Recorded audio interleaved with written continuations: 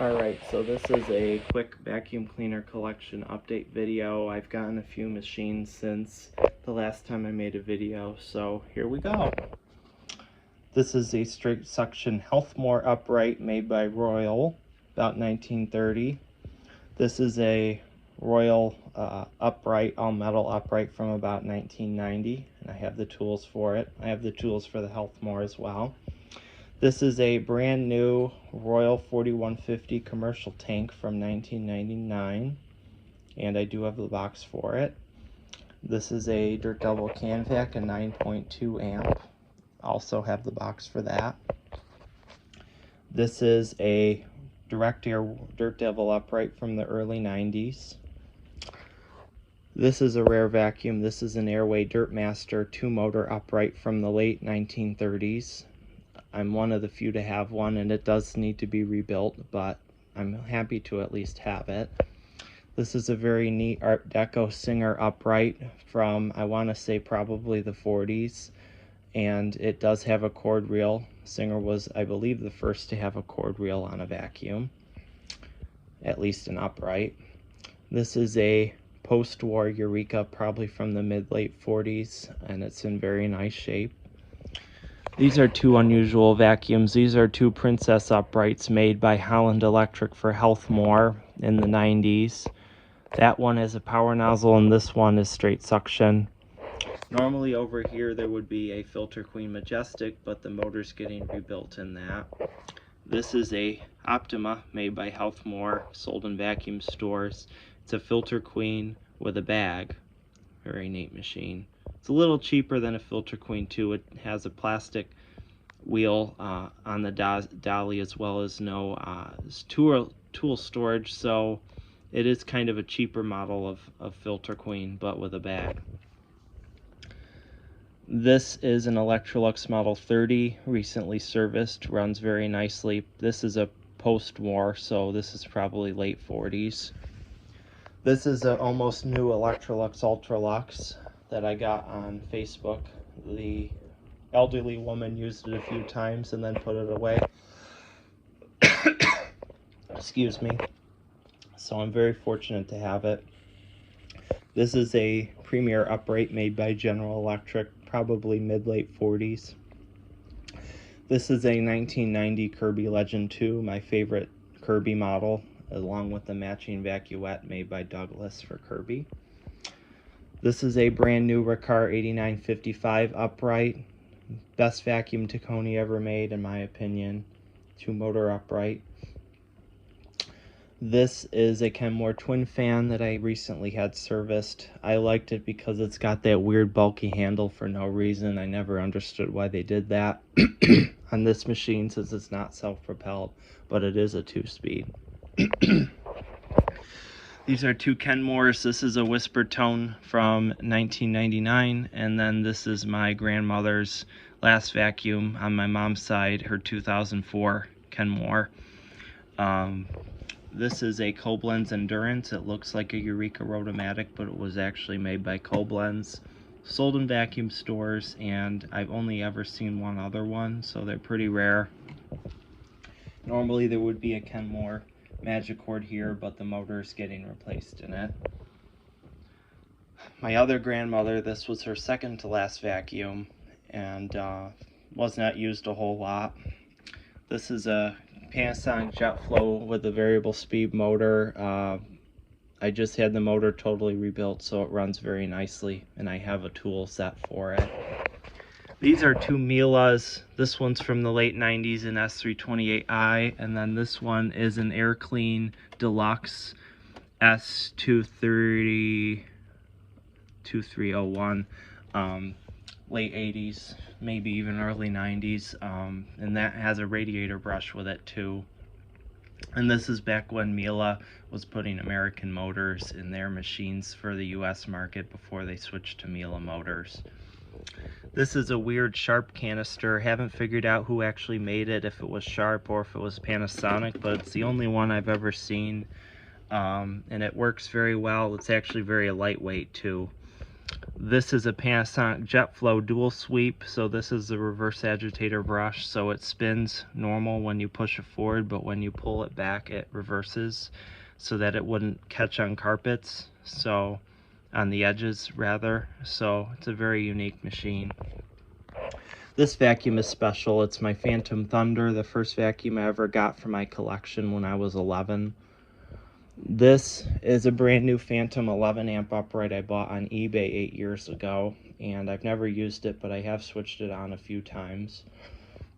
This is another crown jewel I have. So this is a Phantom Lightning, but what makes it a crown jewel is that I have all of the optional accessories for it. So I have the mini power head, the floor tool, and the storage step for it, all new in the box in the closet. This is an early Phantom Fury 10 amp upright, and the motor's been rebuilt so it runs very nicely. That is a Phantom Cyclone XT. I've had the motor serviced in that too, so that one also runs very well. This is an Amway CMS 1000, fairly early machine, or I should say fairly early version of the Amway, and I have the tools for it. This is an Electrolux power system. They sold this here as a Kenmore and a Eureka very briefly, but this is the British version with a 220 cord. And it sounds kind of like a Lamb motor, but I'm not sure if it actually is. I don't think it is. This is a Kenmore Dry Tech, basically like new. It's a dry powder carpet cleaner, and this is unique because this was Dyson's first machine ever designed for the US market. It does have a vacuum motor, but it's not very good as a vacuum. It's really meant to vacuum up the capture powder. Next to that is an Oreck, probably from the late 80s, maybe even the early 90s, and it's a low amperage model, so it's kind of a little bit more on the quiet side for an Oreck, which is why I like it. This is a Princess, made for Healthmore by Fakir and sold in vacuum stores. More common as a commercial machine under other labels, so at least the bags are still easy to find for them, but the Princess machines themselves are kind of rare. This is a Vorwerk. This is another 220 machine, but I have all the accessories for it. I kind of call this an Airway Oreck upright because it kind of is designed like an Airway, but an upright of the 30s, but it's all plastic. This is another neat machine. It's a Regina Housekeeper 2000. 2000 means it has onboard tools. The 1000 had optional accessories separately, but I'm one of the few to have a functional version of one of these early Regina Housekeepers because they're so toy-like. So I'm very happy to have that. This is a Eureka ESP, one of the earlier ESP uprights, probably from about 1980 or so. That is a Hoover Innovation. It's a little bit more rare than the soft bag model, which was a little more common, but this was the midline model. There was a step up from this that had the onboard tools. This is a Hoover Red Cross convertible. This was the very last metal-based convertible ever made. This is another Hoover convertible from about 1970, and that one's been fully serviced.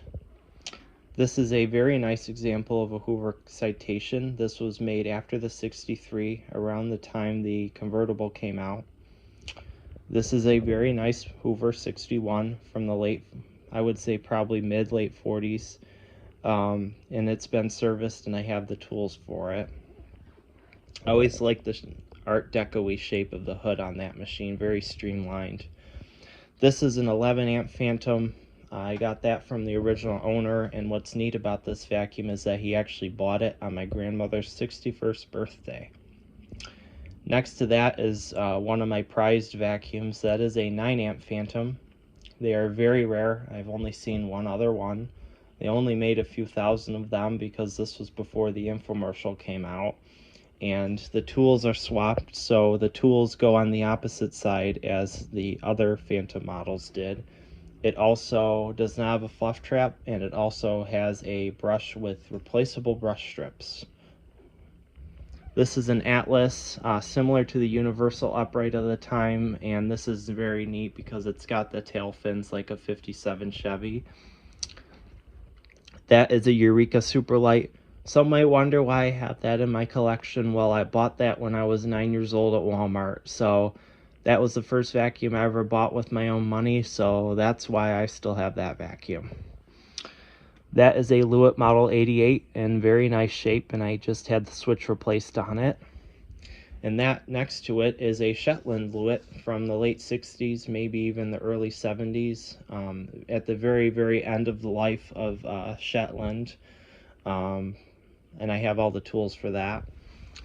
These are two Eureka canisters, the orange B bag and the blue H bag, both in very nice condition with all the accessories, and both straight suction as well.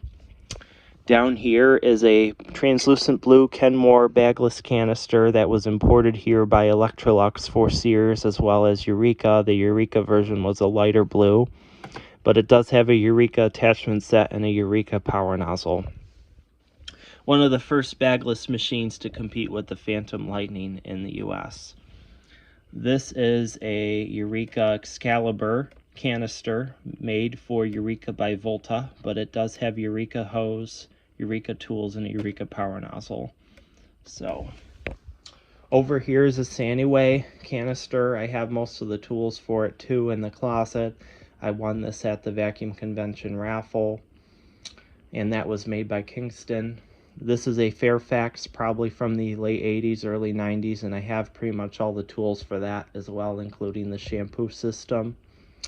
This is a neat machine. This is a Hoover Holiday from the, I would say, late 40s, early 50s. It was sold alongside the Model 29. I just replaced the cord, and then I have all the tools, even the box for it too. This is a Dyson DC-11, the first Dyson canister sold in the US, so this was made around 2003, 2004. This is a neat vacuum. This is a General Electric Roll Easy. This is the R1, so this is an earlier model of the Roll Easy.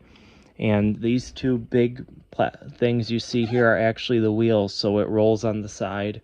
How well it actually rolls, I'm not really sure, but it's a different vacuum. This is a Sunbeam Challenger, very funky vacuum, very 70s. I'd say this is probably early 70s. There were a few different color schemes on this machine. They also sold a power nozzle model, but this is a straight suction. I do have all the tools for it. This is a Riccar Prima.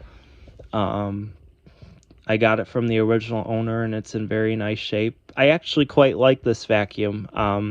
It's not a Miele, it's not a Sebo, but it does work very well, and it's very quiet, so it's a nice machine. This is a Samsung Quiet Storm. I got this on Facebook a couple months ago from the sister of the original owner, and it has a cheap copy of a Filter Queen power nozzle, but with no height adjustment. This is a rare vacuum. I got this from the convention. It's a McAllister bagless, and it's basically an early Fairfax with no dolly, but I'm very happy to have it. Just a very, very unusual machine. And unlike a Fairfax, there is no bag, so it's just got a filter above the below the motor housing. My one and only water vacuum, Rainbow D4. I got most of the tools for it, and it works very well. I replaced the power nozzle brush roll, and my grandmother had one back in the day. One of my grandmothers did, but I'm not sure if it was a D4. It might have been a D3. This is an AirTech. This is basically an Airway Priscilla canister, but AirTech bought the tooling from Airway, and they were only around for maybe about 10 years or so back in the mid-late 2000s. Very nice machine, very well built, but unfortunately the company is no longer. Next to that is an Airway Sanitizer Mark V from the early 1990s, and I have the manual for it somewhere, and that's a neat machine. This is my favorite Hoover, modern Hoover canister, my Turbo Power 7500 wind tunnel. And I got that at a thrift store a few years ago. This is my Oreck Dutch Tech made by Philips. This I have the small power nozzle for, and it's an interesting machine. It has a central vac hose paired with a Wesselwerk mini power nozzle. You could also get it with the bigger Wesselwerk power nozzle. And then finally down here we have my TriStar from the late 80s, and that's a nice machine. And then I have my Patriot, which this one's probably from the early 2000s, and I have a SIBO power nozzle with it. And as far as I can remember, the person who founded Patriot worked for Compaq and had, I should say, Compaq TriStar, and had a falling out, and then that's when they founded the company that made these. And unfortunately, I just found out that Patriot is also no longer, which is very sad. But on a happy note, that is my collection. I hope you enjoyed the video, and stay tuned for more videos in the future.